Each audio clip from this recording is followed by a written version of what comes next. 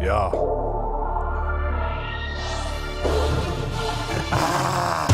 Aguirre es la CJ del PP más esclavista. Dime la esencia de la mierda que suelta en su saliva. Solamente quiero algo el día de la despedida, que esparzan sus cenizas por toda la Gran Vía. Rey Varela, te queremos pero muy lejos de aquí. Vete a chupar del bote a lo que tú llamas París. Tu shit es ir de guay, no hay más que decir que vais, de que ganáis y solo nos mentís. Sí, llaman política social a echarte a la calle, vaya plan B.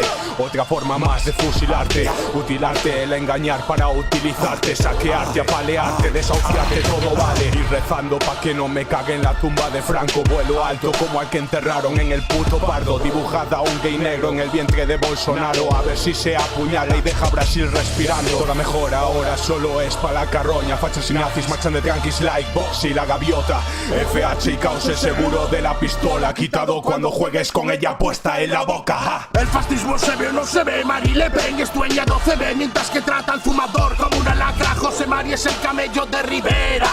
Solo se les mata con farlopa en la estaca. Te has criado como oveja de un capitalismo que te engaña en esta España, dando el odio al por mayor. La persona del país donde robas, petróleo roba. Tu hijo, tu colega trabajando en Londres, no. Gente se muere en pateras pasando un estrecho que hace de frontera, pero si el negro no mete ni un gol para el español que muera de risa. Les llamas nostálgicos a los del cara al sol.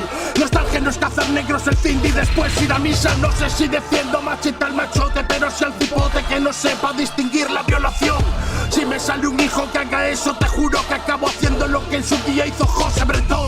Defiendes que el fascista tiene derecho a serlo, porque te han contado que esa es la democracia. Pero si él manda, se acaban los derechos y si opinas, paredón.